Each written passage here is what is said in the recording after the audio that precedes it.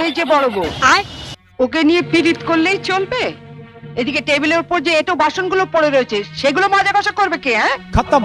কটা ঝি চাকর আছে? যাচ্ছি মা। বাইগান। চলো না দিদি, আমি তোমার সঙ্গে হাতে হাতে কাজ করি। ও বাবা, কি পিরিত রে! দেখবো দেখবো কত কাজ করতে পারো। দেখি তোমার বাবা মা কি গয়না পরিয়ে শ্বশুর বাড়ি পাঠিয়েছে। গলার ওই দুটো সোনার না ইমিটেশন? আমার মা বাবা নেই, ছেলেবেলাতেই মারা গেছেন। আমি মামার কাছেই মানুষ। মা বাবাকে খেয়ে বসে আছো? ধন্যি মেয়ে। এখানে এসে আবার তো নতুন করে মা পেলাম। ও বাবা, কি কাব্য মারা কথা রে বাবা। শিখে নাও মেজো বউ, শিখে নাও। আমার বাবা ওসব ন্যাকামি আসে না। না, খোলো দেখি হাতটা। रहा नहीं जाता। দেখি দেখি দেখি দেখি ছোট বউয়ের মুখখানা দেখি।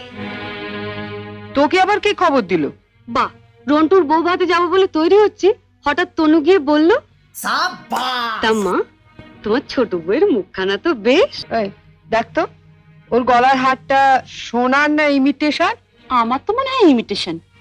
মা দেখেছেন আমার বিয়ের হারটা এখনো কেমন চকচক করছে?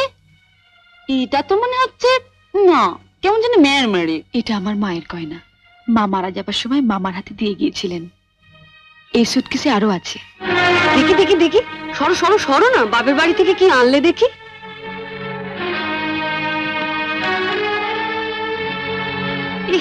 এ কি শাড়ি গো! ই মেয়ে, এ নিশ্চয়ই কোনো ভিখারি বাড়ির মেয়েকে বিয়ে করেছে তনু। আমাদের বাড়ি ঝিরাও এর কাপড় পরে না।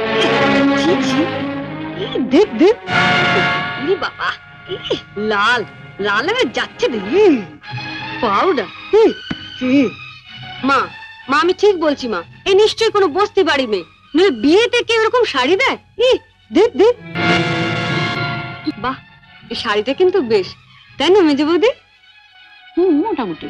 মা, আমাদের এখন আমাকে মানিয়েছে, খুব সুন্দর মানিয়েছে। ভালো, খুব সুন্দর। আমি শাড়িটা নিয়ে যাচ্ছি, রন্টুর বউ ভাতে পরে যাব। শোনো, রাত্রিবেলায় ভালো করে আমি এসে সুটকেসটা ঘেটে দেখবো, কিছু যেন শরীর রেখো না। মা, নজর রেখো। শাড়িটা রেখে যাও। রেখে যাবে মানে? শুনলে না, ও এটা পরে ওর বন্ধুর বউ ভাতে যাবে। বউ ভাতে যাবে? নিজের শাড়ি পরে যাক। বড়লোক বাড়ি বউ ভিকিরি মেয়ের শাড়ি ধরে টানাটানি করছে কেন? ও মা, মেয়ের কি চোপা গো! আসতে না আসতে। আমি বলছি শাড়িটা ছাড়ো। না, আপনার মেয়ে না বলছিল আমার মামা যেসব শাড়ি দিয়েছে তা নাকি ওদের বাড়ি ঝিও পড়ে না? তামা, আপনি আপনার মেয়ের বিয়েতে এমন একটা শাড়িও দিতে পারেননি যেটা পরে রন্টুর বউ ভাতে যেতে পারে? আপনি তো দেখছি মা আমার মামার চেয়ে বেশি বিকিরি। কি কি বললে তুমি আমার মাকে? বুকে খুব বাজলো না? ঠিক আমার বুকেও এমনি করে বেজেছিল যখন তুমি আমার পিতৃতুল্য মামাকে বিক্রি বলেছিলে। চুপ কর ছোট। না, তুমি তো যত নষ্টের গোড়া। ও আসার সঙ্গে সঙ্গে 7 তাড়াতাড়ি কেন নিজের ঘরে নিয়ে এলে এবার বুঝতে পারছি। এর মধ্যে ওর কানে বিষ ঢেলে দিলে। দিদি কোথায় বিষ পাবে যে ঢালবে? আপনি আর আপনার মেয়ে তো বিষের জমিদারি নিয়ে রেখে দিয়েছেন। ছোট, শাড়িটা দিয়ে দে। না, আমার মামা খুব গরিব, বিয়েতে আমাকে ভালো শাড়ি না দিতে পারলেও এই শাড়িটা অনেক কষ্টে কিনে দিয়ে বলেছিলেন বাড়ির যিনি গুরুজন তার পায়ে দিয়ে প্রণাম করো। এ কি করলি হতভাগী? মা থাকতে আমাকে, ছোটবেলায় মাকে হারিয়েছি, কত আশা নিয়ে বাড়িতে এসেছিলাম, নতুন করে আবার মাকে পাবো। কিন্তু বড়দি, ওনার যা মূর্তি দেখলাম এ তো মায়ের মূর্তি নয়। শাড়ি দিয়ে প্রণাম করলে আমার মরা মায়ের হাতটা কষ্ট পাবে। শুনলে মেজে বৌদি, শুনলে? যত বড় মুখ না তত বড় কথা। ঠিক আছে, রন্টুর বউ ভাত থেকে আসে, তারপর তোমার হচ্ছে। দাঁড়াও, যাবার আগে ছুঁড়ে ছুঁড়ে যে শাড়িগুলো ফেললে সেগুলো সুটকেসে তুলে দিয়ে যাও। তুমি বড়লোক বাড়ির বউ, তোমার বাড়িতে 10-20টা ঝি থাকতে পারে, কিন্তু এই বাড়িতে তো ঝি নেই, তাই কাজটা তোমাকেই করে যেতে হবে।